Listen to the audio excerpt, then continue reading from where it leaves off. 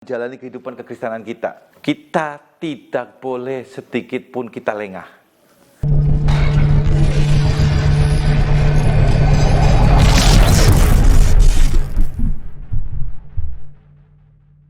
Shalom Bapak Ibu semua, sahabat Tuhan dimanapun sahabat Tuhan berada.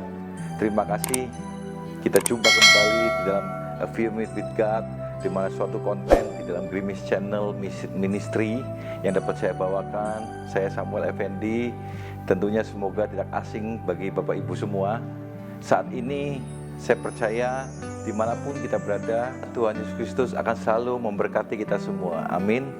Mari saat ini kita belajar firman Tuhan sejenak dalam renungan singkat yang akan saya bawakan bagi saudara-saudara sekalian, sahabat Tuhan, di mana saat ini saya ingin berbicara tentang keselamatan.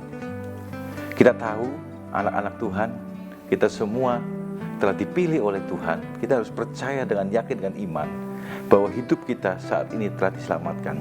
Tapi mari kita belajar dahulu lebih rinci sedikit bagaimana tentang keselamatan tersebut. Kita awali, langsung kita buka di dalam Efesus 2 ayat 8. Efesus 2 ayat 8 akan saya bacakan untuk sahabat Tuhan semua ya. Sebab karena kasih karunia kamu diselamatkan oleh iman. Itu bukan hasil usahamu, tetapi pemberian Allah. Haleluya. Firman Tuhan katakan saat ini bahwa kita diselamatkan bukan oleh hasil usaha kita, Bapak Ibu. Saudara-saudara sekalian, ingat itu ya. Kita diselamatkan oleh kasih karunia. Coba kita bayangkan kalau seandainya kita diberi bonus oleh perusahaan di tempat mana kita bekerja, atau kita diberi suatu mujizat yang luar biasa oleh Tuhan, atau apapun lah itu, tentunya kita akan ucapkan terima kasih, betul? Nah, begitu juga dengan keselamatan. Kalau kita belajar saat ini, kita tahu firman Tuhan katakan keselamatan bukan karena usaha kita, bukan karena kita berusaha terus berbuat baik, maka dari itu kita mendapatkan keselamatan daripada Tuhan. Tapi semua itu keselamatan adalah kasih karunia Yesus yang Yesus pilih untuk Bapak, Ibu, Saudara sekalian dimanapun Anda berada. Saya percaya keselamatan itu merupakan suatu anugerah yang diberikan kepada kita semua, dan saya yakin tidak semua yang bisa menerimanya. Hanya umat-umat pilihan Tuhan, bangsa-bangsa pilihan Tuhan, anak-anak pilihan Tuhan yang akan diselamatkan oleh Tuhan. Selayaknya kita harus mengucapkan syukur dan berterima kasih. Jangan saudara bermegah diri karena saya sudah merasa saya sudah berbuat baik, maka dari itu saya pasti akan selamat. Tidak. Saya beritahu, perbuatan baik kita, usaha kita itu sia-sia bila mana kasih karunia keselamatan yang Tuhan berikan tidak ada dalam hidup kita. Maka dari itu saya ajak saat ini kita belajar bagaimana kita mempunyai tanggung jawab di dalam keselamatan yang Tuhan berikan, yaitu dengan satu hal, kita melakukan ketaatan dalam hidup kita kepada Tuhan. Ya, ketaatan itu adalah hal yang mutlak di dalam kehidupan kita kekristenan, kehidupan yang setelah ditebus oleh darah Yesus di atas kayu salib. Saya ajak saudara-saudara sekalian, sahabat Tuhan dimanapun Anda berada, mari kita taat dan kerjakan pekerjaan-pekerjaan Tuhan. Ya, di dalam dunia ini kita akan belajar di dalam Filipi 2 ayat 12. Saya akan bacakan untuk saudara. Hai saudara-saudaraku yang kekasih, kamu senantiasa taat. Karena itu tetaplah kerjakan keselamatanmu dengan takut dan gentar.